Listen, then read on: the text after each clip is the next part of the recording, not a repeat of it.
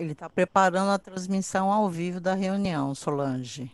Mas se você quiser ir falando sem. Eu posso ir apresentando enquanto isso? Uhum. Já está no ar. É, põe eu para apresentar.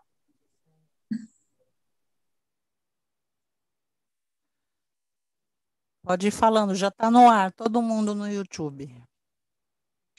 Põe aí para terminar meus slides, que eu tenho uma foto para finalizar.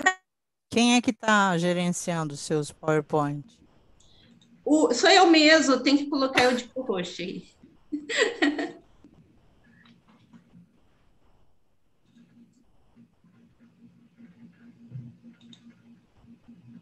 Você abre, Gi?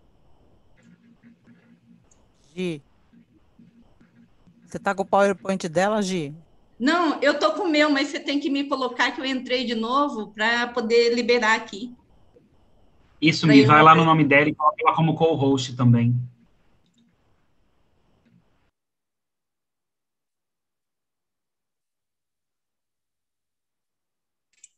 Michele? Gente, Ah, vocês já estão pensando que colocou. nós somos amadores, né? E vocês estão totalmente corretos.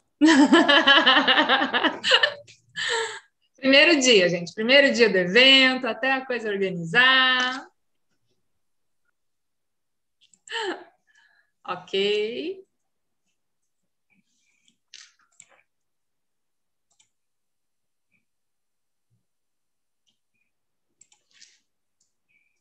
Pode ir, Sol.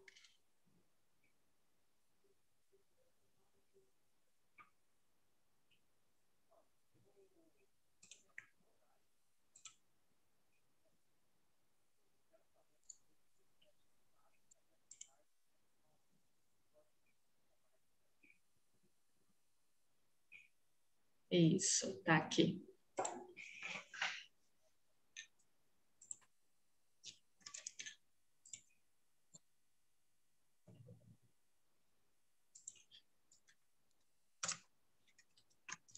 Desculpa, gente. Tá me ouvindo? Sim. Tá. Eu que estava no mudo. Voltar. Gente, então, continuando, né? Eu tinha começado a falar que restauração de matas, dos campos, das nascentes, tem sido essa articulação que mais somos os grupos sociais nos objetivos comuns, né? Quando a gente queria ver com a Michelle Sato até como que a gente faz para mensurar a felicidade das pessoas quando plantam. São as fotos mais lindas que a gente tem e o sorriso mais lindo com todo mundo, diferentes grupos sociais, políticos também, agricultores, a criançada das escolas. No dia, as fotos que a gente tem plantando são as fotos do sorriso mais. Nós não temos nem como mensurar isso aí, né? Então, a gente tem trabalhado a restauração nesse sentido do esperançar, no sentido de nós estamos plantando, sim, mas nós sabemos onde estamos, nós somos sujeitos da nossa história, né? E nós estamos lutando para mudar essa história, né? Então, é muito nesse sentido. E todos os estudantes que vêm, né, vão junto lá colher a melancia com o seu Zé Aparecido, conversar e estar no cotidiano de cada um, porque é, trabalhar academia e sociedade na educação ambiental, né, com foco na justiça social, tem que ter essa relação direta, né? Nós não vamos fazer mestrado por fazer, doutorado por fazer, graduação por fazer. Né? Então, essa academia-sociedade, que nós dialogamos muito, é assim, nós trabalhamos restauração ecológica, mas para trabalhar restauração ecológica, a gente tem que restaurar primeiro cada um de nós. Então, eu não me sinto na academia à vontade para orientar um aluno de mestrado, doutorado, se ele não sentir essa restauração dentro, né, do coração mesmo. Começa pelo coração a restauração. E aqui eu estou há 30 anos aqui em Cáceres, né, na beira do Rio Paraguai. Então, meus 3 filhos nasceram aqui, e quando eu terminei minha tese, né, eu fiz uma tese medindo as árvores aí no Rio Paraguai, mas eu senti muita vontade de escrever o que está posto aqui. Porque minha vida acadêmica e minha vida pessoal e minha vida de militância é toda a mesma, né? Ninguém vai ver isso diferenciado. Eu escrevi assim: ao caminhar pelo Pantanal, passa por meus pensamentos a teoria dos refúgios, explicada pacientemente por Abissaber, que nos ensina sobre as mudanças paleoclimáticas e tenta nos explicar essa mistura de árvores, cactos, arbustos, campos e sua jornada até o momento atual. Custo acreditar que o Pantanal será uma das regiões mais afetadas pelas mudanças climáticas, com maior risco de extinções, mas é uma verdade. Continuo assim minha caminhada, medindo plantas, coletando flores, respeitando as populações, conversando com jovens e acreditando que esse é um rumo que temos que mudar. E, finalizando com Brecht, eu chamo a atenção para que temam menos a morte e mais a vida insuficiente. E a gente termina com referencial teórico, né? E o referencial teórico da minha apresentação está todo aqui, né? A Michele foi a primeira pessoa que eu li sobre educação ambiental. É muito engraçado agora, em época de internet, porque a gente tem acesso às pessoas, né? Mas há muitos anos atrás, né? Quando você lia um referencial, era muito difícil você encontrar a pessoa, né? E eu tinha acabado de ler a Michele Sato falando de Paulo Freire, e ela veio aqui na nossa universidade. Então, isso é muito real, assim, né? De você ter a presença. E aí, nesse curso, nós estamos com os referenciais, né? Assim, do que é possível dialogar sobre o que a gente está propondo dialogar aqui, né? Justiça climática, educação ambiental, está aqui nosso referencial teórico e nosso testemunho de vida, né? Porque a gente que está nessa linha é a nossa vida que está aqui, né?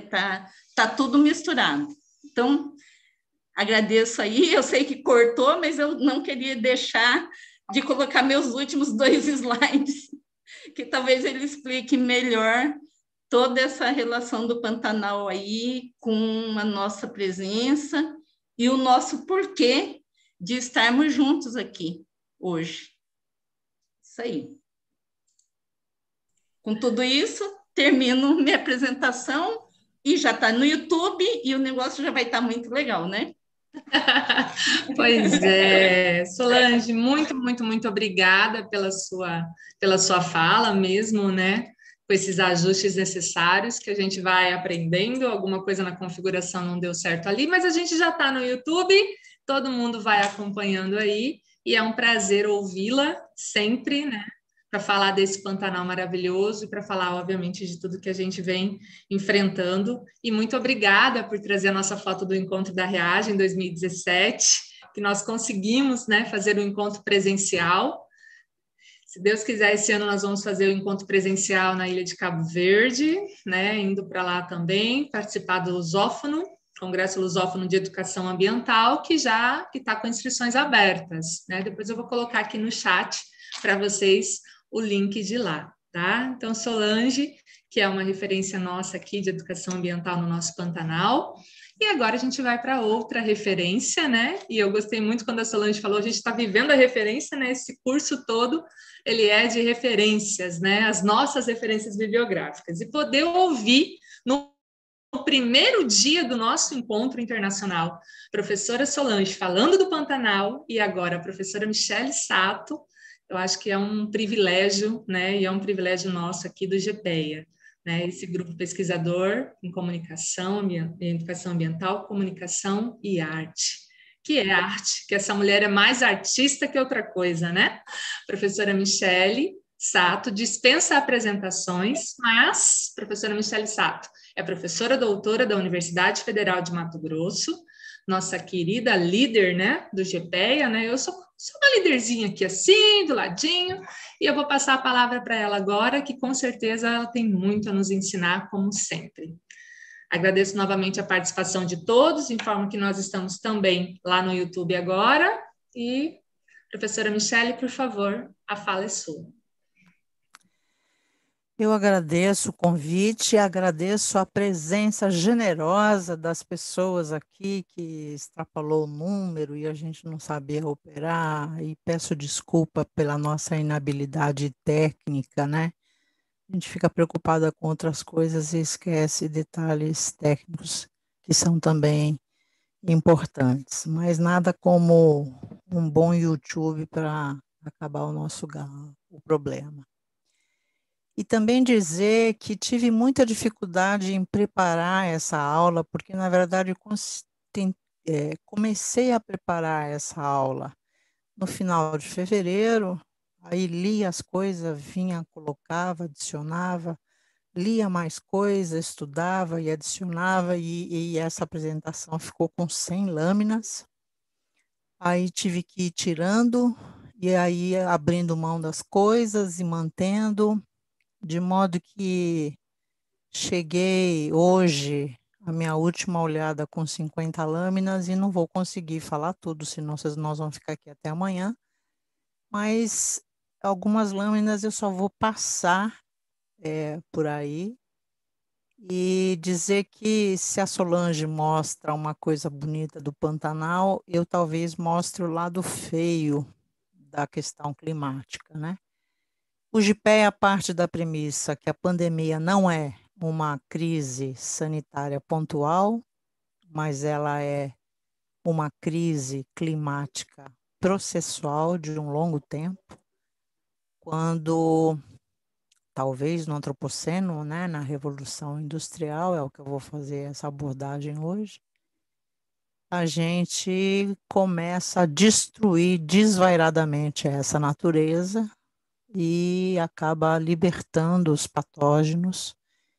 E, em consequência disso, acabamos ficando com essa pandemia.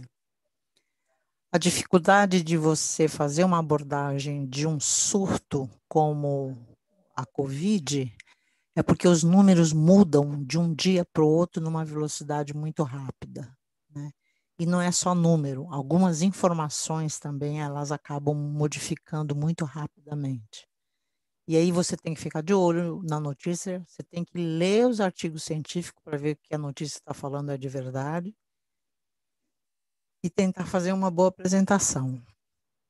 Nós publicamos um livro sobre o vírus ainda nos primórdios da Covid do ano passado, de 2020. Nós lançamos esse livro em abril e naquela época era bastante consenso de que o vírus não era um ser vivo. Contudo, as pessoas falavam assim, lava a mão para matar o vírus. Uai, se ele não é vivo, como que vai matar o bicho, né? E a maioria dos virologistas do mundo colocaram o vírus numa condição de simulacro, como se ele fosse um ser que apenas imitasse a vida, mas que não tivesse vida. No meio da pandemia, muitos virologistas começaram a fazer reflexão. No final do ano passado, inúmeros virologistas afirmavam categoricamente que ele era um ser vivo. E a gente defendeu isso desde o início da pandemia, que ele era um ser vivo que não estava à mercê do nosso julgamento se ele era um bom ser vivo ou se ele era um ruim, porque as coisas não existem porque a gente existe, né? Mas tudo tem o seu direito à existência nesse planeta. E que ele é um troço muito antigo, talvez desde os primórdios, lá do Australopithecus, que surge no continente africano e que vai para a Europa, o Homo erectus, e essa andança, essa migração toda que o Homo sapiens finalmente fez, o vírus tem acompanhado a caminhada com doenças, com marcas. Então, a gente não está falando nenhuma coisa nova, nenhuma coisa. É uma coisa que a natureza trouxe, existe. Contudo, ela é alterada significativamente com os nossos atos de destruição ambiental em nome desse capitalismo, né? Aí a máscara que se usava na peste bubônica era uma máscara muito interessante, porque os médicos colocavam umas ervas lá no bico, né? O cheiro da erva, de uma certa forma, os médicos daquela época acreditavam que protegiam contra a contaminação da peste bubônica. Acontece que essa migração humana e essa velocidade de andar para cima e para baixo e de viagens mil que o Homo sapiens andou fazendo, fez com que a pandemia tivesse uma velocidade de contágio muito grande também. Então, na história da pandemia, a peste bubônica continua sendo a maior peste, que matou 200 milhões de pessoas, né? Depois foi a varíola, 56 milhões. E se vocês acompanharem aqui pela figurinha, né? A gripe espanhola, 50 milhões, ela só está maior porque a perspectiva da figura faz com que ela fique mais perto aqui da câmera, né? A AIDS, 35 milhões, e em marcha a Covid, 3 milhões. Então é uma gripezinha? Não, não é uma gripezinha, porque se você considerar a evolução técnica e científica da humanidade, que hoje nós temos, é inadmissível ter 3 milhões de mortes, ter 300 mil pessoas que morrem num país chamado Brasil, como está acontecendo agora, nesse momento. Aqui, só para situar, tem várias morfologias de vírus, e que nós vamos considerar esse redondo, que tem coroa, por isso corona, né? Então, é o vírus. A estrutura do bichinho é super simples. Ele tem um tipo de umas estacas, umas tachinhas cor-de-rosa chamado spike. E aí eu grifei porque depois, quando eu falar de vacina, nós vamos entender por que esse spike é importante.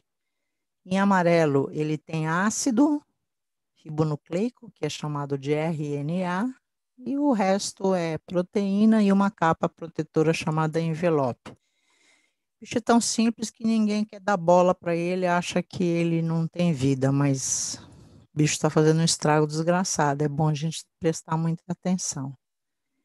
A forma de reprodução dele é simples, ele invade uma célula, ele se despedaça, quebra em pedacinhos, se multiplica e aí sai da célula para invadir outras, mas aí já se multiplicou ao monte.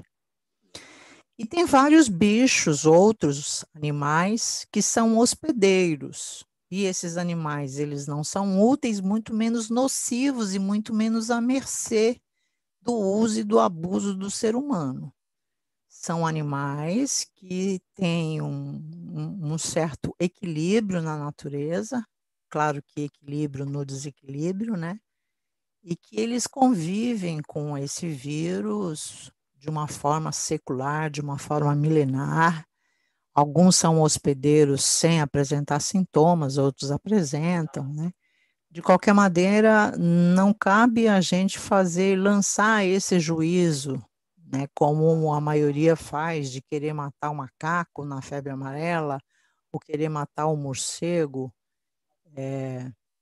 no caso agora da Covid, ou até o pangolim, né, que é o bicho também intermediário que estava lá em Wuhan, que na verdade os chineses comem esse pangolim, eles gostam muito de usar também a escama deles. Os chineses gostam de comer o morcego, cobra, né? Vocês poderiam falar, que nojo, mas a gente come porco, a gente come jacaré, a gente come gado, galinha, né? Então, o agro não é ético e talvez nem a forma da gente se alimentar seja. É bom a gente rever os nossos hábitos alimentares, né? Paul McCartney tem uma campanha chamada Segunda Sem Carne. Talvez a educação ambiental pudesse reverter essa campanha do povo falando só segunda com carne. Eu acho que a gente conseguiria diminuir um pouco essas maldades contra os animais e ter um pouquinho mais de equilíbrio e controlar um pouco esse agronegócio, né? Que segundo um estadunidense biólogo, o Robbie Wallace, ele no livro dele, Pandemia e Agronegócio, ele fala que o agronegócio é o maior responsável por espalhar patógeno no mundo inteiro. Porque o agronegócio do norte está invadindo as terras do sul. Não bastasse isso, os fazendeiros nossos aqui, a gente está falando de Mato Grosso, que é o epicentro do agronegócio, aqui a coisa pega. Então, o agronegócio está invadindo a natureza e, principalmente, liberando a gripe aviária, que, como consequência, trouxe a gripe suína. Segundo esse Wallace, Robbie Wallace, não dá para falar em peste suína sem falar em gripe aviária. Uma coisa é dependente da outra. Gripe aviária que é a danada. Tem vários tipos de ebolas, não é só uma forma, né? Febre aftosa, salmonela, vibrião e inúmeras formas da influenza, tudo causada pelo agronegócio. Então, ele é o grande veículo, é o grande responsável por essa libertação. Aqui, por que Covid-19? Porque foram conhecidas 18 formas da doença, né? Essa é a 19ª, por isso que algumas vezes eles falam a nova Covid, mas a gente tem que falar no feminino, né? A Covid, porque significa a doença do coronavírus, tem muita gente que fala no masculino. E dentro dessas 19 doenças que aconteceu do coronavírus, o que existiu foram que 3 mataram muitas pessoas, né? Então, a primeira foi causada no Oriente Médio, a segunda aconteceu também da mesma forma, tem o mesmo nome, inclusive, síndrome respiratória aguda e grave, e agora, síndrome respiratória aguda e grave, COVID-2, originário da Covid-2. Então, o que foram essas 3 que mais mataram as pessoas, né? E por que a Organização Mundial de Saúde já sabia? Quando em 2016 mostra o cara da ONU falando que nós íamos enfrentar uma pandemia, o cara tinha uma bola de cristal, era um futurista? Não, ele só estudava e ele sabia, só não sabia prever quando que ia acontecer e também não dava para imaginar a intensidade que estamos vivendo hoje. Mas essa aí do Oriente Médio atacou basicamente o Oriente Médio. O veículo transmissor foram os camelos, né, e dromedários, mas ficou mais no Oriente Médio, não chegou a 1.000 mortes.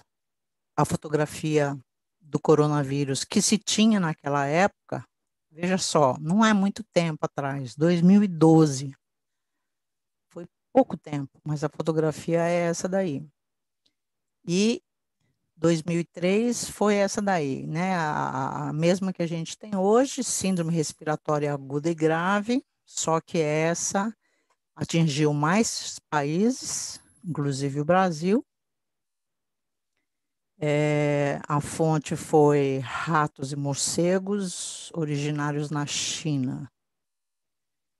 E essa nossa agora, que literalmente é uma pandemia, né? Acometeu todos os países sem exceção. E o mais legal é que a fotografia é esse vírus aí mexendo agora em GIF, né? Então veja só a revolução fotográfica, a revolução microscópica, a revolução científica e técnica que nós temos e a nossa capacidade de fazer vacina, né? Antes a gente tinha um prazo de 5 anos para fazer vacina, dessa vez, em menos de um ano, a gente conseguiu fazer as vacinas, graças a essa evolução tecnológica. Contudo, não é ainda satisfatória, né? Estamos caminhando, ainda bem que estamos caminhando. O mundo tem 175 milhões de casos, com quase 3 milhões de mortes. E o Brasil está um caos, né, gente? Como é que a gente conseguiu chegar nesse número horroroso que a gente está hoje? Ontem era 300 mil, hoje foi para 303. Então, cada dia muda esse. Então, falar sobre pandemia, você tem que colocar a data sempre, porque muda muito toda hora, né? Tem gente falando que não é uma pandemia, é uma sindemia, porque ela ataca mais as pessoas que têm comorbidade, como hipertensão, obesidade, diabetes, tuberculose, doença do coração, doença respiratória, câncer, e também pobre, velhos, são essas pessoas que são mais afetadas pela pandemia. Então, ou seja, é uma sinergia de várias doenças e fenômenos sociais que se reúne nessa sinergia, né? Então, é uma sinergia com pandemia, é uma sindemia que está acontecendo. Ontem saiu um artigo super bacana na Science que fala dos perigos das pessoas que transmitem, que são assintomáticas, né? Esses são piores, porque as pessoas estão passando o vírus sem saber aí.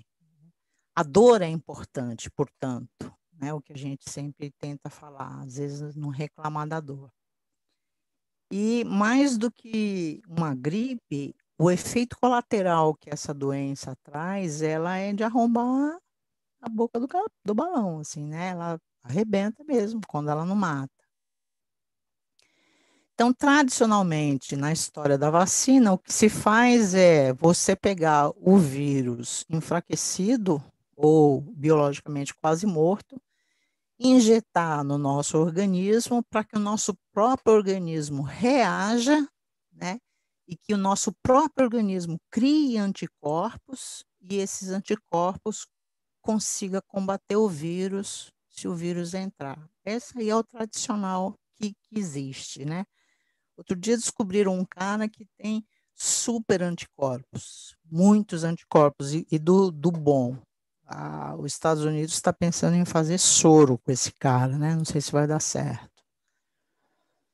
E aí vem as novas revoluções que a gente não conhecia até então, que são as vacinas que eles estavam chamando de vacinas genéticas, que é a vacina do DNA e a vacina do RNA, e que não tem absolutamente nenhuma coisa assim de estranha, ninguém vai virar jacaré por causa disso daí.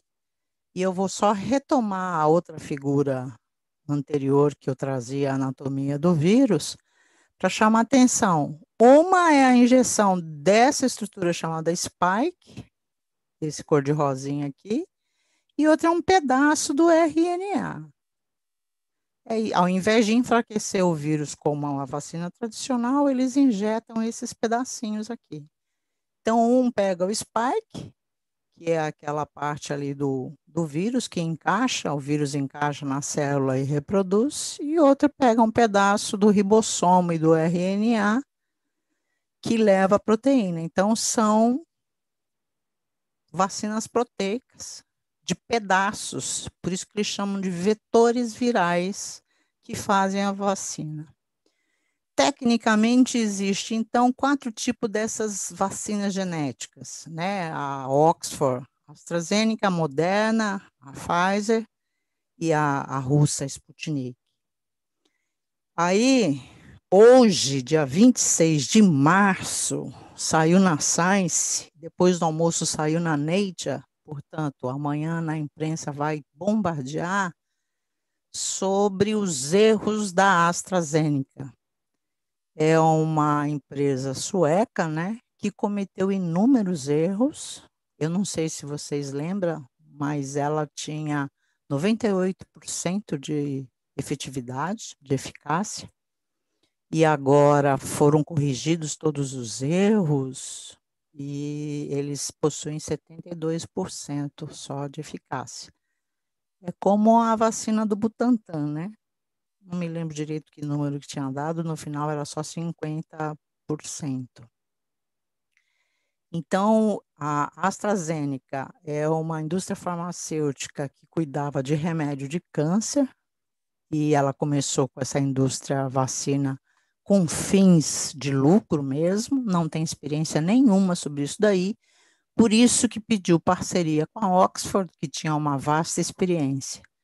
E aí veio um certo protecionismo deles para dar vacina amplamente para a Grã-Bretanha e não dá para a Europa, então tem muitos países europeus que estão boicotando agora a AstraZeneca. Tá o maior bochicho, tá a maior fofoca, né? Isso saiu hoje, então amanhã a imprensa vai estar lotada aí com essa notícia aí da AstraZeneca. Mas resumindo, são duas do RNA e duas do DNA. A vacina do RNA precisa de refrigeração bem forte. Uma precisa de 70 graus Celsius negativa, a outra de 20. E aquela do Spike não precisa de tanta refrigeração assim. Então, uma coisa não tem. Os erros da vacinação no Brasil, segundo um comentário da BBC que eu achei bastante pertinente. Primeiro foi o governo federal demorou muito para fazer a compra ou a solicitação da compra de vacinas. E a Pfizer já tinha oferecido 70 milhões de vacina para o Brasil. O Bozo não quis assinar porque a lei era a lei de Nova York, né? Aí foi para o Butantan, do Dória e da briga com o Bozo, e aí do Dória não conseguiu entregar na hora, porque a besta do Araújo xingou o chinês e o indiano, deu um problema diplomático. O Brasil hoje está pedindo a cabeça do Araújo e as relações diplomáticas interferem nas relações de saúde. É tudo uma coisa só, né? Saúde, ambiente, política, é tudo uma coisa só, por isso que não dá para não negar essa coisa. Faltou orientação para definir prioridades de um governo negacionista, então os municípios e os estados não sabiam que critério utilizar, quem que vai ser vacinado antes. Eu não sei se vocês viram hoje, em Minas Gerais, os caras pagaram R$ 600 para ter a vacina da Pfizer, né? Eles não foram pelo SUS, o que eu acho bem imoral mesmo. Então, o que que aconteceu? Teve municípios que esteticistas foram vacinados, porque tratam da saúde da pessoa. Fisioterapeutas que fazem pilates, psicólogos que fazem sessões de terapia. Não tinha assim virou uma festa de caqui, cada um faz o que achar, né? E uma terceira falha muito grave, isso aconteceu mais no estado de São Paulo, foi a falta de treinamento dos profissionais da vacinação. A vacina de Oxford vence em 6 horas. Então, em cidades com baixa velhice, em locais de baixa velhice, muitas vacinas sobraram. Ao invés de aproveitar essa vacina para dar para o acompanhante, né, essas vacinas foram simplesmente jogadas fora, né? Então, esses foram os terríveis erros da vacinação. Junto com esse troço que eu não sei compreender até o momento o que seja, mas é a banalização da vida, principalmente pelos jovens. Eu sou de uma época revolucionária, onde jovens iam para a rua fazer movimento a favor da vida. Então, me custa muito entender o que significa jogar a vida fora, né? Desses jovens se reunir assim, à toa em boteco, no momento de uma pandemia, né? E em vários locais do Brasil e do mundo. Isso que é o pior, né? Não é só no Brasil. A franca ascensão da direita pelo mundo inteiro.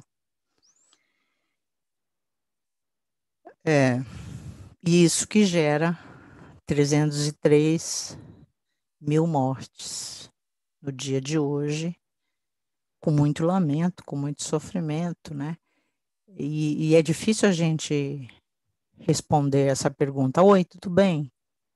Aí você fica 2 minutos para responder essa pergunta. Como é que você pode estar tão bem com tanta gente que você conhece que morreu e antes de morrer sofreu tanto, né? Com uma política desgraçada que a gente está vivendo, como que pode estar bem, né? Então, fica uma pergunta, assim, do que a gente pode fazer por isso. Próximas pandemias, tem uma hipótese que pode ser pelo degelo. Na Islândia, eles descobriram uma cadeia de 100 vulcões, não sabe ainda, mas juntas elas podem representar um supervulcão. Aí dá até medo, né? No Tibete, descobriram 18 vírus anciões de 15 mil anos e eles estavam cristalizados. Não sabe Deus o que vai acontecer, onde vai achar mais vírus e se eles vierem a viver, como é que vai acontecer. Uma teoria mais fraquinha, a ciência pouco fala sobre isso, mas existe uma fofoca, existe no Atlântico, no fundo do mar, mais de 103 milhões de vírus antigos, fruto da poluição da humanidade, que jogou o lixo no mar e isso foi acumulando. Um dia esse troço vai esparramar. E a teoria mais forte, da qual eu compactuo, eu acho que é a que mais vai dar, é pelo agronegócio, né? O agronegócio favorecedor da libertação desses patógenos do mundo. Pode ser o ebola, no Quênia, tem uns surtos bastante fortes por lá, e hoje o que está acontecendo é o que eles chamam de resistência dos micro-organismos, né?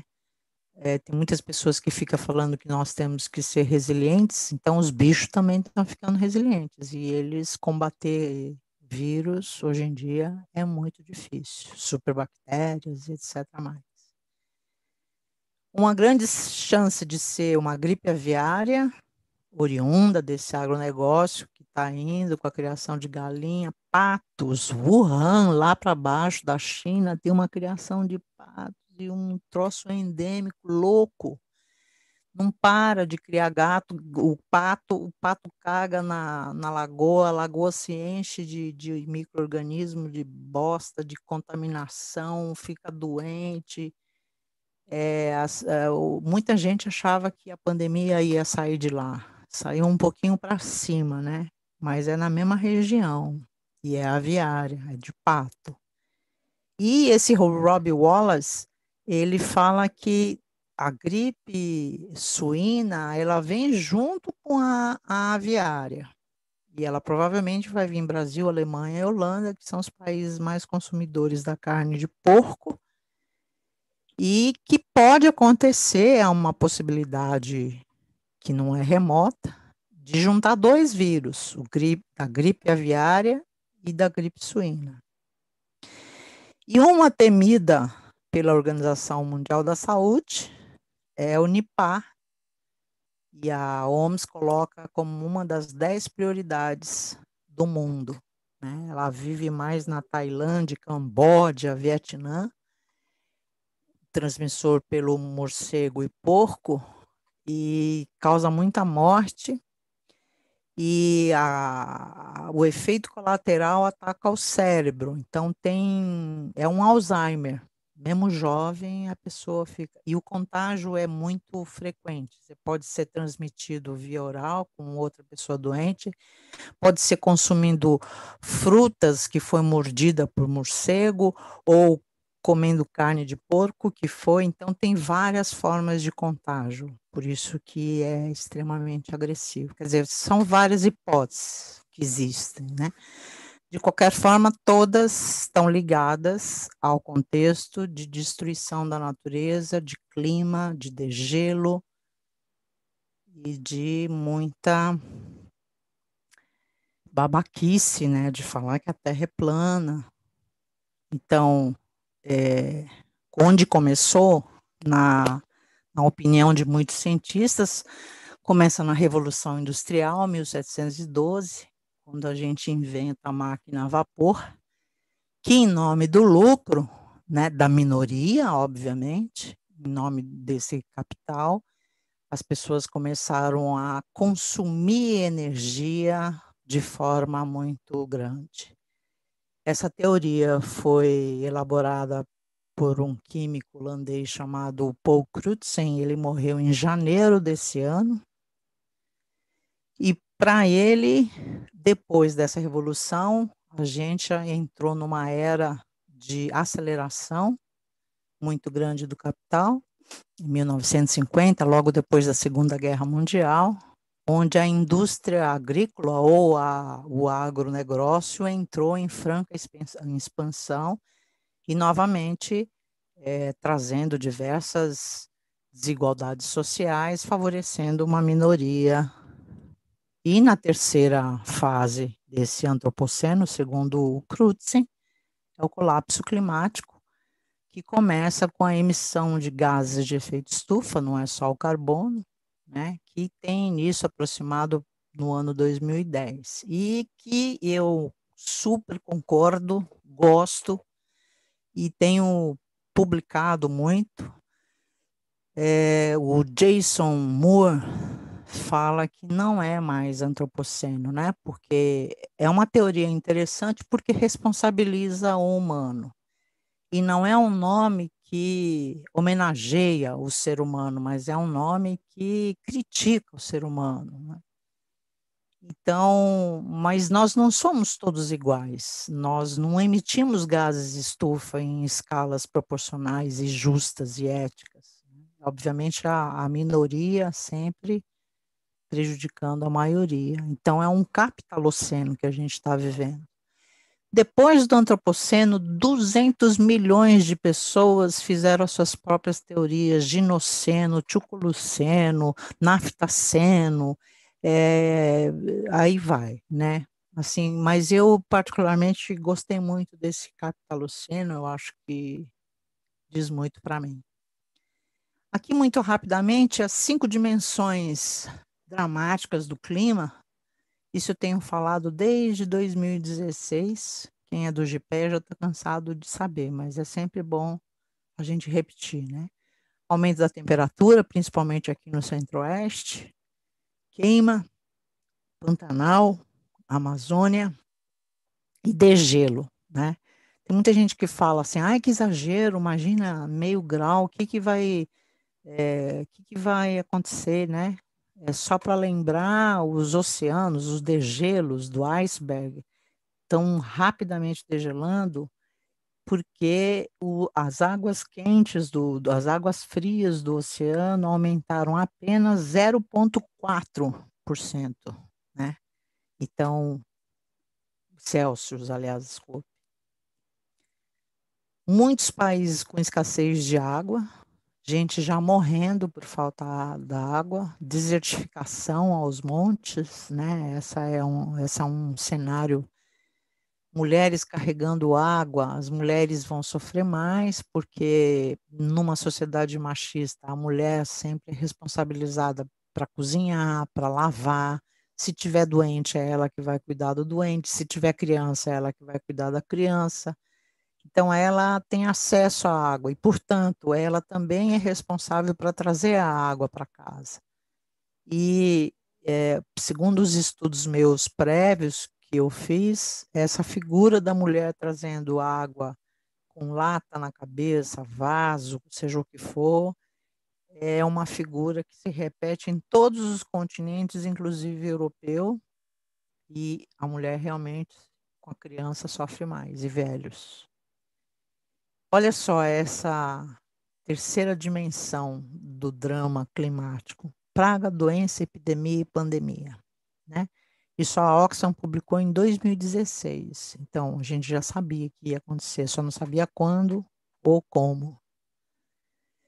Enchente, o Brasil está cada vez mais, se vocês olharem aí as notícias, com tsunami, com abalo sísmico. Tem muita gente que falava assim, o Brasil não tem isso daí, né? Está tendo, agora, se a gente acompanhar a notícia, inúmeros ciclone-bombas, ciclones tropicais, principalmente no Rio Grande do Sul e Santa Catarina, que são os estados mais atingidos. A costa brasileira será duramente atingida por esses fenômenos que antes não tinha muito, agora tem bastante, inclusive terremoto que a gente sente e que não tinha no Brasil. O MIT, Massachusetts Institute of Technology, já soltou um artigo no início do ano passado dizendo que são fenômenos naturais que se intensificaram barbaramente com a atividade humanas. Então, o furacão Katrina, por exemplo, 2006, na escala de Spiller-Simpson, que vai de 1 a 5, ele foi quase 6, 5,8. O terremoto de Fukushima, lá do Japão, 2011, na escala de Richter de 0 a 9, foi 9,3. Então, está extrapolando as escalas convencionais. O VEI, né? Volcano Explosion Index, ele vai de 0 a 7. Os supervulcões, como Yellowstone, por exemplo, é a escala 8. Ou seja, é o fim do mundo, né? Vai acabar. Aqui eu só vou pular, mas a gente está numa fase enorme, onde não estamos enfrentando o ceticismo. O ceticismo é sadio, é normal, a ciência é normal a gente provocar, a gente criticar, a gente duvidar, né? Aí é o cachimbo do René Magritte, meu pintor favorito, que nos convida a duvidar. Isso é um cachimbo, não é um cachimbo? Isso é um cachimbo ou não é?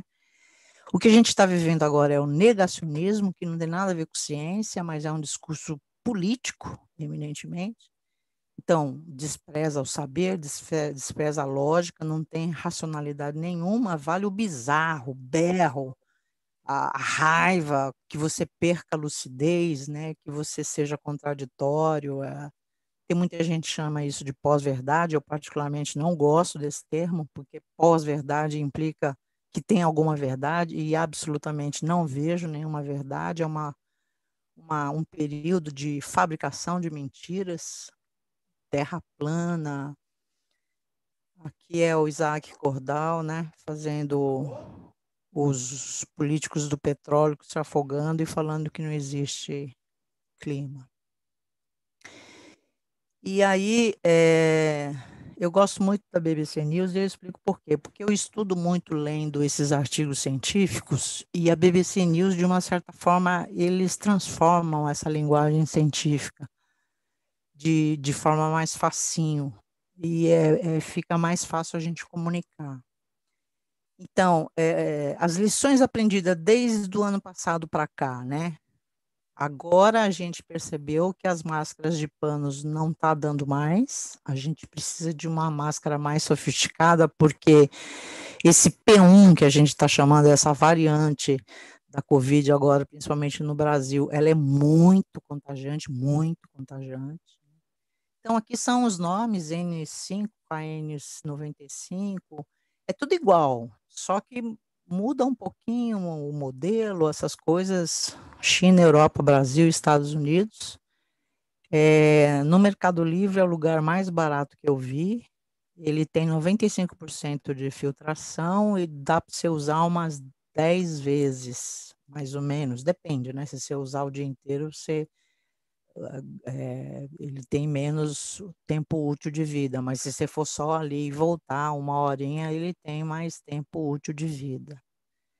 Então, a máscara de pano, que tanto fez sucesso entre a gente, já dá para aposentar as coitadinhas, porque ela só tem 2 tecidos. E aquela que dá outra, que é legal também é aquela de médico, que tem 3 tecidos. Essa N95 ou N95 tem 5 tecidos, por isso que ela filtra bem. Segunda lição, não atinge só idosos, tem muitas crianças que morreram, muitos jovens, né? E é preciso fazer o isolamento. Terceira lição, não é só uma gripezinha, né? 300 mil mortes não é só uma gripezinha. Causa fadiga, dá lapso de memória, parece que altera o paladar, altera o olfato, causa depressão. Eu me sinto um pouco com depressão, estudando essa desgraceira todo dia, né? E tem problemas graves, respiratórios, cardíacos, hepáticos, outros estão surgindo agora. Por isso que é difícil a gente falar em vacina, né? Precisava dar um tempo para a gente estudar todos esses sintomas para fazer uma vacina para combater todo esse processo. Então, é uma luta contra o tempo. A outra lição, não é produzido em laboratório, teoria da conspiração é da direita, é coisa de fake news, é coisa de negacionista, né? Pelo amor de Deus, vamos ver ciência aí, existe a floresta, o vírus, morcego, pangolim, daí veio o ser humano com um troço chamado agronegócio e destruiu a floresta. Aí ferrou tudo esse planeta. Cloroquina e hidrocloroclínica não curam a Covid, né? Isso aí é um fato. Já fizeram testes e mais testes. Aí, dia 24, antes de ontem, aos fatos, contou com o programa que eles têm lá, estatístico, né? Quem mais falou que cloroquina curava é tudo pessoal do PSL, que vira jacaré. E aí, uma notícia vergonhosa para a gente, né? A revista Lancet, que ela tem um impacto editorial maior do que a Science, que a Nature, é, sem dúvida, a melhor revista de medicina do mundo. Ela fez um pronunciamento esse janeiro aqui desse ano, que em inglês eles escrevem que o Jair Bolsonaro se referiu à Covid como uma gripezinha, e aí ele respondeu ao jornalista que ele não ia se vacinar, né? E aí o editor está falando, até onde eu sei, nenhum chefe de Estado fez esse tipo de declaração, desencorajando a população, falando que se você quiser se tornar um jacaré, isso é um problema seu. Então, olha que vergonha que a gente está passando. Editorial da Lancet. Aqui uma notícia que muita gente não acreditou em mim, mas não sou eu que estou falando, isso saiu na Science também. Que toda aquela lavagem que a gente fez dos produtos dos supermercados não precisava, porque é muito improvável que a gente seja contaminado por objetos ou por superfícies. É bom manter a higienização, mas é muito improvável que a gente pegue vírus de saco de batata ou de biscoito. Então, mas é para manter a higiene e o isolamento, né? Aí, os locais que causam mais contágio, hospital, transporte público, banco, lotérica, elevador, e, obviamente, ficar em casa, veículo particular e vias públicas são menos contagiantes, mas é bom considerar que a gente vive num país chamado Brasil, com tremendas desigualdades sociais, que ficar em casa é um privilégio que não é da maioria, né? Então, sempre com muito pesar falar essas coisas. É possível pegar a Covid mais de uma vez, com certeza, né? As mutações geraram variantes. Aqui no Brasil a gente chamou de P1, no Reino Unido é esse nome aí, África do Sul. A Organização Mundial de Saúde tirou a geografia da nomenclatura do bicho, como febre amarela, por exemplo, para não criar racismo ou xenofobia, né? O vírus chinês E aí eles criaram letrinhas e números. E é muito difícil a gente, principalmente quem não é da área da virologia, né? Tentar entender essa salada de letras e números. Eu perguntei para 4 médicos amigos meus o que que era P1, nenhum dos 4 sabe me responder. E não existe em nenhum lugar o que que é esse P1. Por fim, as vacinas podem funcionar contra as variantes? Interrogação. Por hora, sim. Por hora. Não sabemos se isso vai perdurar. Porque para fazer vacina exige tempo para a gente fazer exames laboratoriais, exames clínicos, observar os sintomas, ver quais são os sintomas colaterais, fazer protocolo, identificar os possíveis problemas menores, observar, detalhar, fazer uma observação do vírus, da doença, da vacina, do comportamento. Isso leva um tempo enorme. A gente está fazendo tudo isso e está fazendo a vacina ao mesmo tempo, tudo ao mesmo tempo aqui agora, como essa época contemporânea que a gente vive. Então, não temos certeza de nada, são riscos que a gente tem que levar, tem que considerar e infelizmente assim é meio um pouco desesperador, mas é assim que vai funcionar, né? Numa carta que o Camus escreveu para o Barthes, no livro A Peste, ele escreve uma frase: a peste permite a reação positiva ao absurdo. E eu acho que essa frase ela é muito importante, né? Foi essa reação ao absurdo que me fez eu fazer hoje o que eu faço, estudar a pandemia para compreender esse momento, para eu poder falar para os meus alunos da pedagogia por que que eu estou dando aula online para eles ter uma informação correta na época de fake news, para poder dar uma palavra de conforto quando eu sei que muitos alunos estão aí com mãe morrendo, com pai morrendo, e eu não estou do lado para dar um abraço. É uma época bastante penosa, que a gente também se perde, a gente também fica triste, né? E aí a gente tenta encontrar na arte, educação ambiental, uma forma de assopro para que a esperança não fuja da gente. A gente tem trabalhado com cinema, fizemos sessões de cinemas e é super gostoso a gente comentar cinema, falar. Tem bastante frutos aí nessa sessão pipoca. Temos trabalhado com literatura, em especial com Manuel de Barros, trabalhamos bastante em Mata Cavalo, um quilombo que a gente trabalha, né?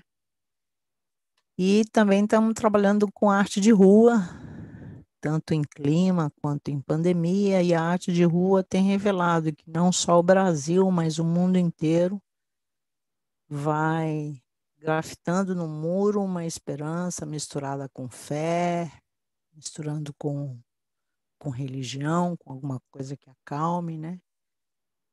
E para a gente que atua na educação ambiental, minhas últimas palavras é acreditar em um mundo melhor, mesmo que ele piore a cada dia, é uma magia incansável da educação ambiental.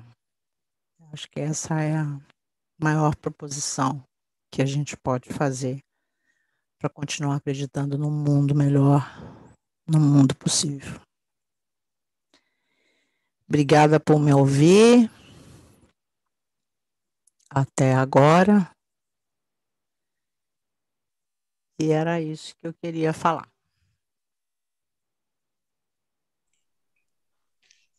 Professora Michele. O pessoal está aplaudindo ali no chat também, né? Que bom, que bonito. Agradeço muito sua contribuição, sua fala. Deu para aprender muito sobre vacinas. E nós temos duas perguntas que já chegaram, uma lá pelo chat do YouTube e outra aqui pelo nosso chat. A primeira é: por que a sinergia em relação à classe social seria vulnerabilidade na saúde? Acredito que a gente possa fazer um debate com isso, né? Solange, Michele, vou colocar ela aqui no chat novamente. Por que a sinergia em relação à classe social, que é a pergunta da Rosária, e a sinergia em relação à classe social seria pela vulnerabilidade na saúde? Essa é a primeira pergunta. Bom, eu não sei se eu entendi direito nessa pergunta, mas Já coloquei. por que que existe vulnerabilidade na saúde? Porque todos nós somos muito emocionais, né? Assim, o educador ambiental, ele é muito apaixonado por aquilo que faz, né? Não dá dinheiro, é caçado, é boicotado pelo governo federal, só sofre, só perde, só lei que desgraça a nossa vida, só quantas perdas, quantas militâncias nós tivemos e a gente só perde. E aí aquela velha historinha, né? Não sei se vocês se lembram disso daí, mas muito tempo atrás, na época do Júlio César, tinha uma aldeiazinha tão pequenininha, que era a aldeia do Asterix, do Obelix, tão pequenininha que tinha que ver com uma lupa. Assim é o gibi do Asterix e do Obelix, né? Tem uma lupa para você ver. E eles tinham um druida que fazia uma poção mágica que os tornavam invencíveis, e os romanos não eram hábeis para derrubá-los.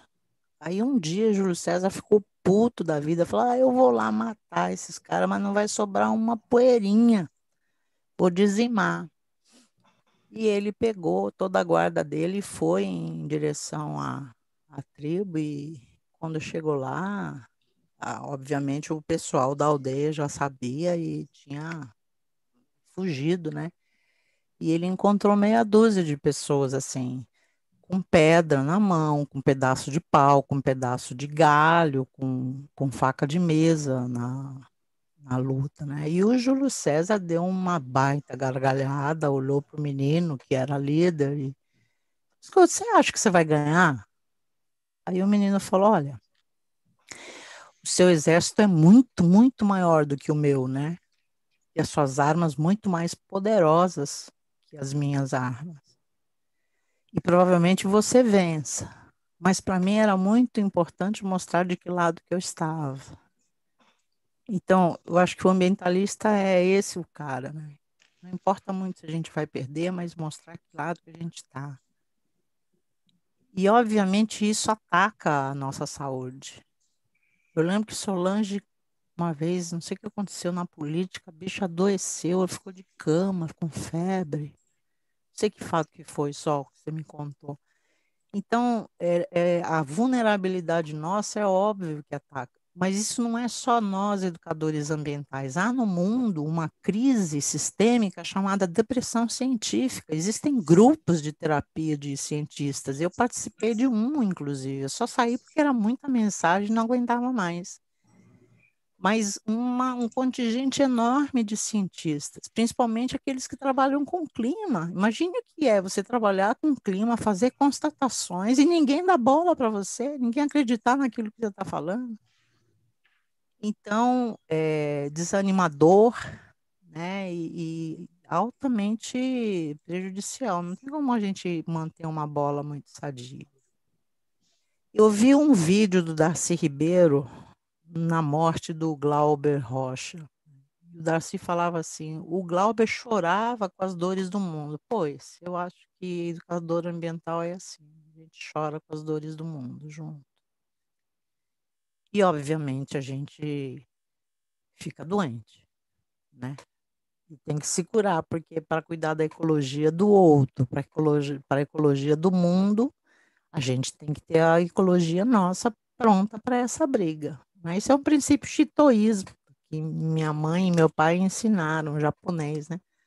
Cuida de você primeiro, porque se você não cuidar de você, como você vai cuidar do outro?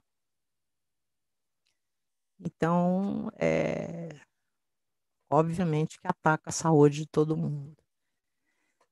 Agora, os trabalhadores muito pela ausência de acesso de remédio.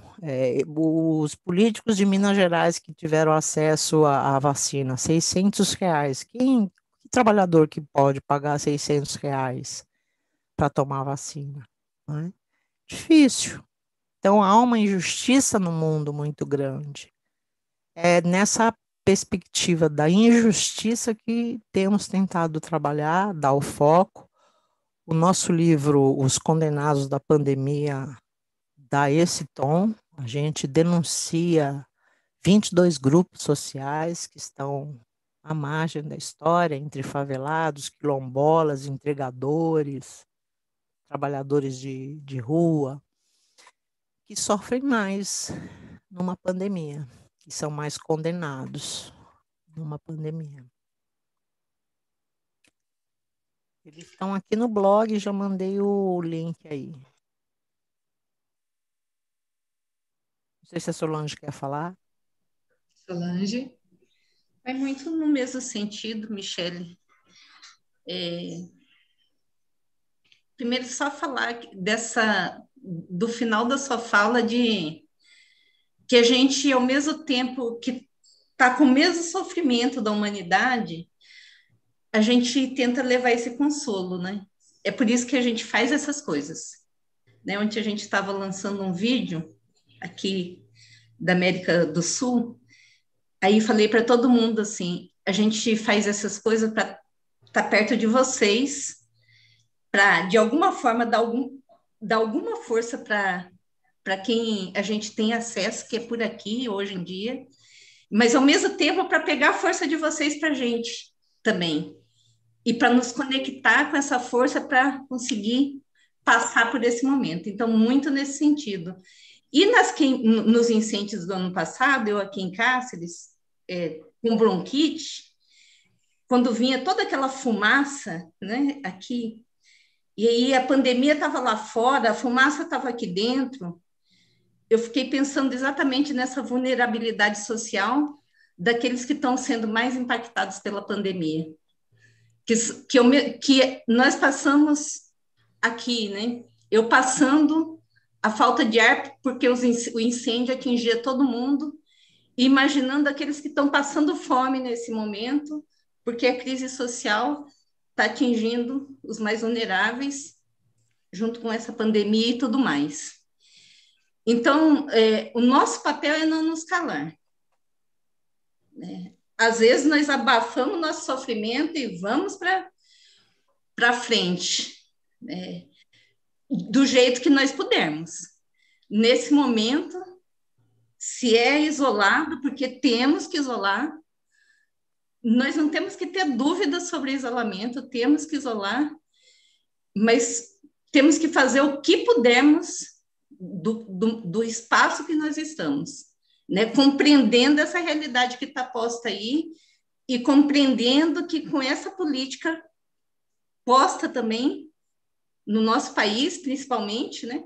É um exemplo para o mundo. Nesse momento aqui, tem muita gente sofrendo os reflexos dessa política, né? Todos nós, conjuntamente, mas os mais vulneráveis mais ainda. Então, é aqui que nos cumpre da maneira que podemos, com o sofrimento que temos, não só nós, né, que já perdemos familiares, mas é só olhar em toda a volta que todo mundo está perdendo seus entes queridos. Mas nesse sentido aí. Né? E quando a Michele, só para finalizar, quando você lembrou, né, do sofrimento que o educador ambiental tem com a situação política, né, eu fico impressionada que você lembrou da crise que eu passei. É impressionante saber que você, a partir do momento que você conhecer essas 150 pessoas que estão nesse curso, você vai cuidar dessas 150 pessoas também, pelo histórico que a gente te conhece, cuidando de cada um que vai se conectando a você. Então, eu acho que é muito nesse sentido que a gente está aqui, nesse curso, e entra com a realidade, né? Esse choque de realidade, da gente, num curso de educação ambiental e justiça climática, falar exatamente da pandemia, é porque é disso que nós temos que falar hoje. É para isso que nós temos que atuar nesse momento. Obrigada, Sol. Nós temos mais 3 perguntas e uma pessoa inscrita, que é o Pedro Aranha. Acertei, Pedro. Pedro, eu vou abrir o microfone, você pode falar, por favor? Que aí eu vou colocar as perguntas aqui, aí o Pedro fala, eu coloco as perguntas e a gente abre a última rodada, né, por conta do horário. Obrigada. Boa noite a todas e todos. Primeiro dizer que é uma honra estar aqui.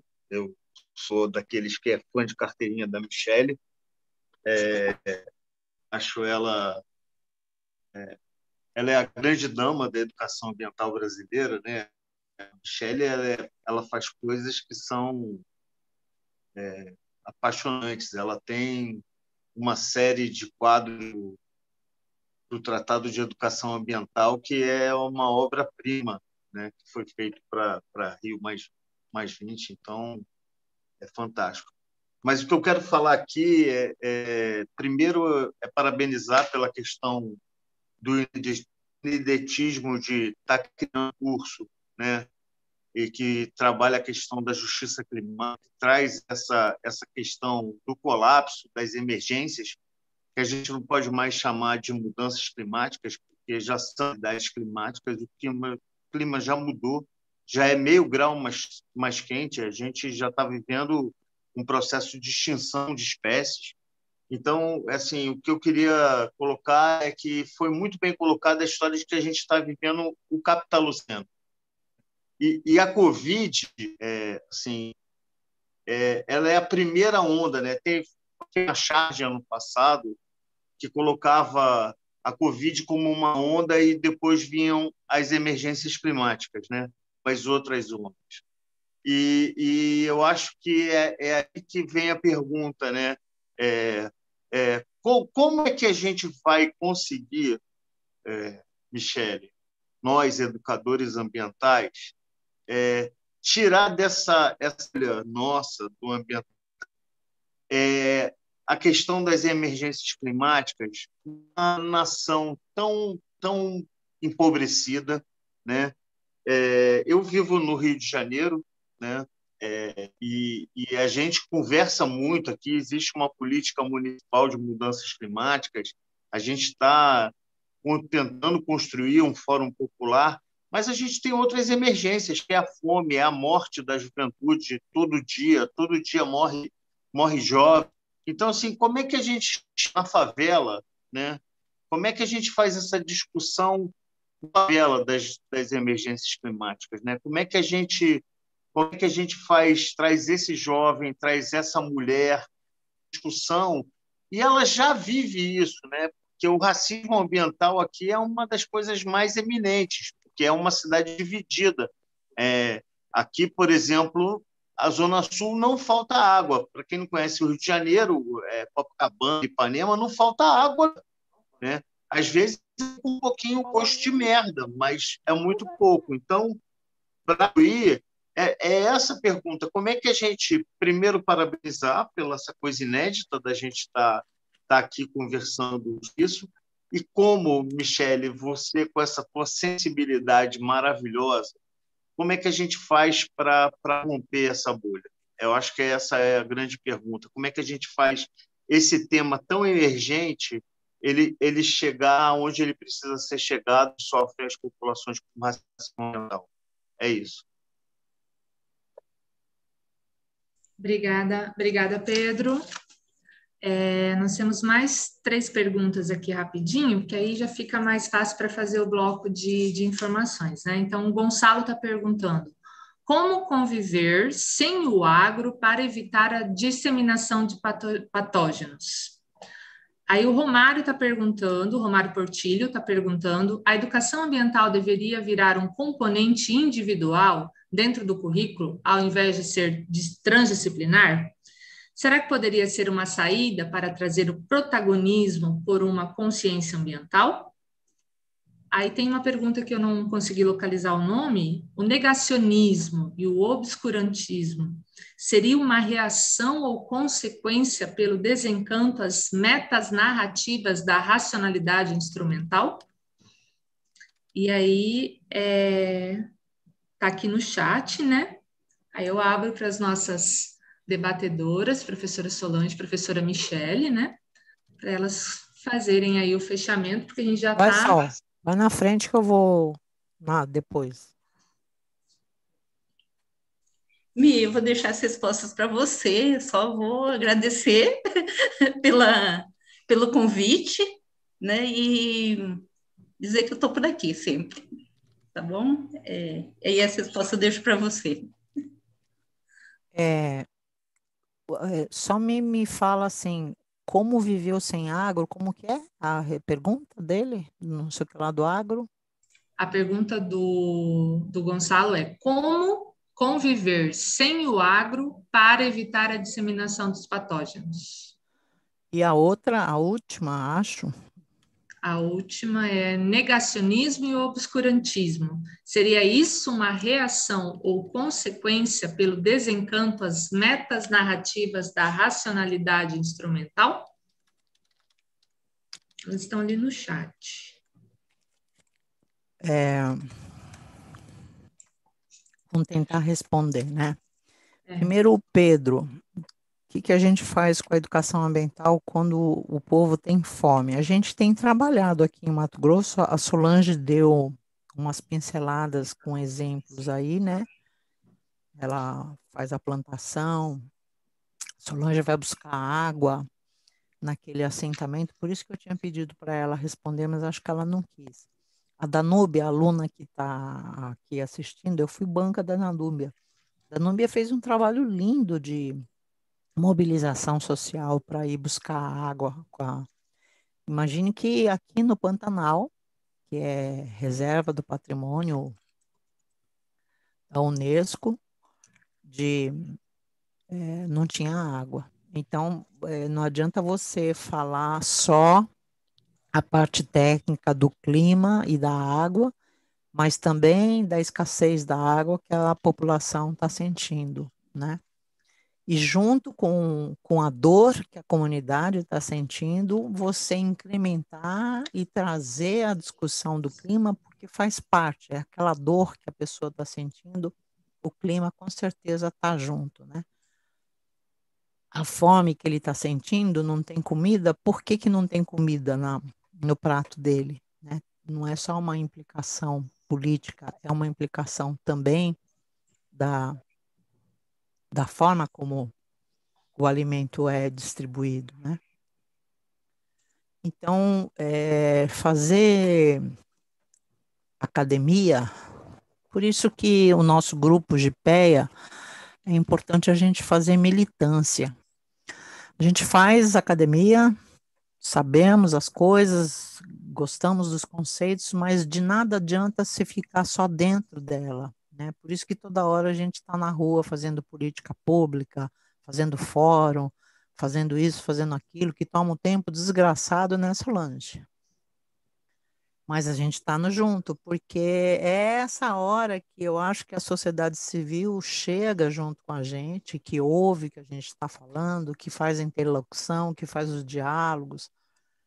Então, por exemplo, aqui em Mato Grosso tem um grupo que está emergindo chamado Amigos do Pantanal, que surgiu no momento dramático da queima e juntou jornalista, artista, intelectual, político, e a gente está conseguindo fazer muita coisa. E esse grupo, que a priori nasceu para proteger o Pantanal, resolveu discutir a pandemia.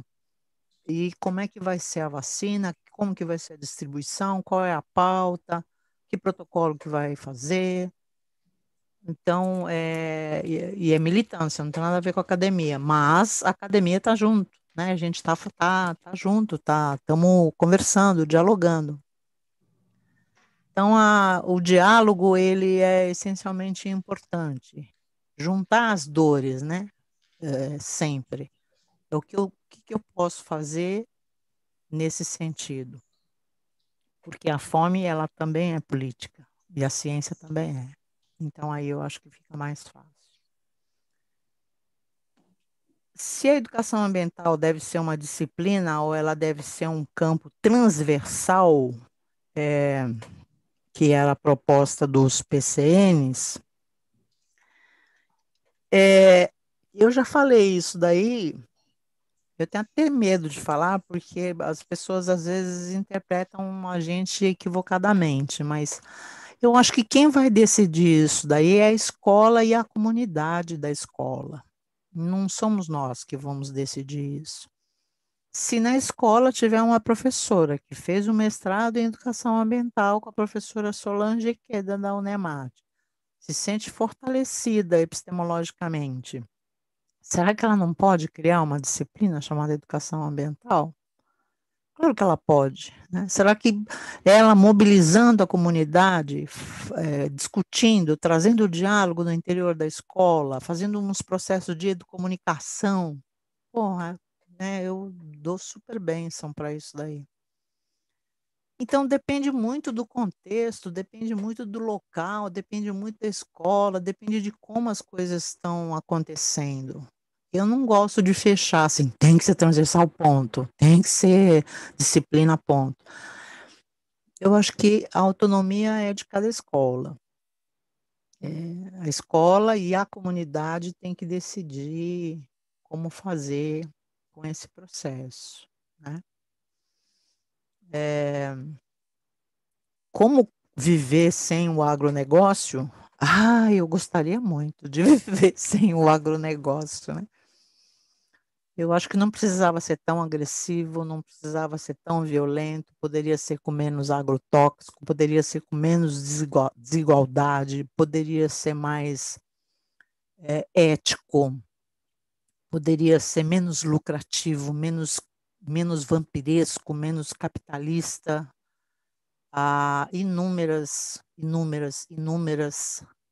histórias, narrativas, experiências e vivências em agroecologia que dão de 20 milhões a zero, que botam essa agricultura tradicional de veneno para baixo, né? Eu sou radicalmente contra esse agronegócio. Embora o MST não seja, né? O MST fala uma vez, o Toninho Carneiro falou para mim, nós vamos pegar o poder, e quando nós pegar o poder, aí nós vamos ter que falar de agronegócio. Bom, aí é outra história para contar. Até lá, vamos ver. O negacionismo é uma reação das metas narrativas. As metas narrativas, de novo, ela vem no sentido de generalizar e de uniformizar alguns padrões, né, que a gente estava meio de saco cheio de. Então, contra essas metas narrativas, o pensamento pós-crítico chega no sentido de falar, olha, não dá para a gente generalizar dessa forma, né? E eu não vejo que o negacionismo é essa reação à metanarrativa, porque se você faz essa pergunta, você está falando que o negacionismo é um movimento ou filosófico, ou artístico, ou intelectual de alguma coisa, da reação de alguma coisa. E não é. O negacionismo não é um movimento político, não é um movimento artístico, filosófico, intelectual, mas ele é um movimento eminentemente político que não tem nenhuma narrativa, nem meta, nem transnarrativa, nem porra nenhuma. Ele não quer justificar pela lógica, pela racionalidade, pelos discursos. Ele não está nem aí se ele é contraditório. Gente, o Bozo é o cara, toda hora está na televisão se contrariando. Ele fala de manhã que ele é a favor da vacina, na hora do almoço ele fala que ele é contra, ele vai dormir, ele fala que vocês vão virar tudo jacaré. E isso é um negacionismo.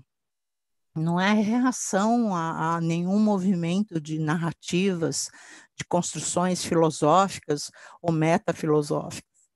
mas são movimentos que veio para enganar, que veio para desfazer, que veio para disseminar a dúvida, que veio para disseminar a raiva. Você não consegue ter argumentos com a pessoa.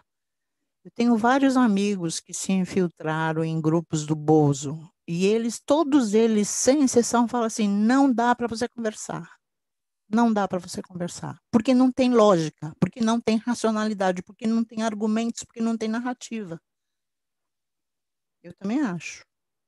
Eu nunca participei desses grupos porque eu não tenho um estômago sadio, mas não tem. O meu ponto de vista é uma lógica científica ou uma lógica da militância. Essas pessoas não têm nada, nada. O Carvalho lá, como é que chama? O mestre de Olavo de todos, Carvalho. Olavo de Carvalho. Não tem absurdamente nenhum movimento ligado a eles.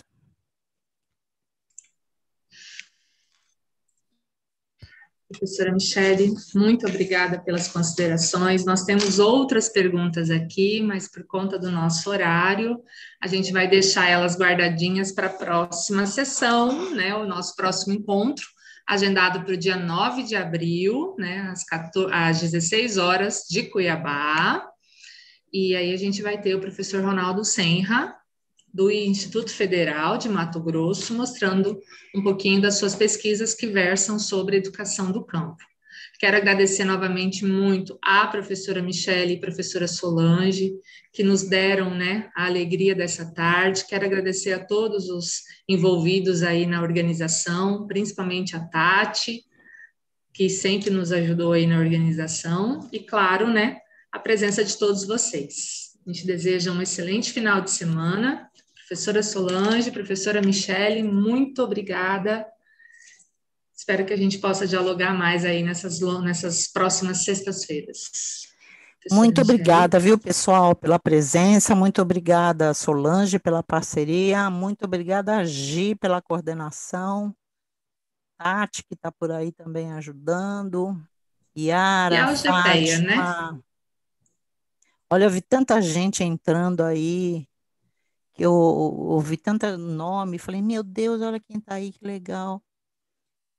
Rosana, Gisele, Miriam, muito legal, muito bom ver tantos, Flavinha, Débora Pedrotti, Regininha, tiveram lá no Flavinha de São YouTube. Carlos. Robertinha, Denise, o Gepeia, maravilhoso, né? Sempre aí nos ajudando, nos mostrando o quanto é bom dialogar, né? Obrigada a todo mundo, muito obrigada. Até as Então, a gente próximas. Também, gente. Muito Até obrigada. as próximas. Bom final de semana para todos.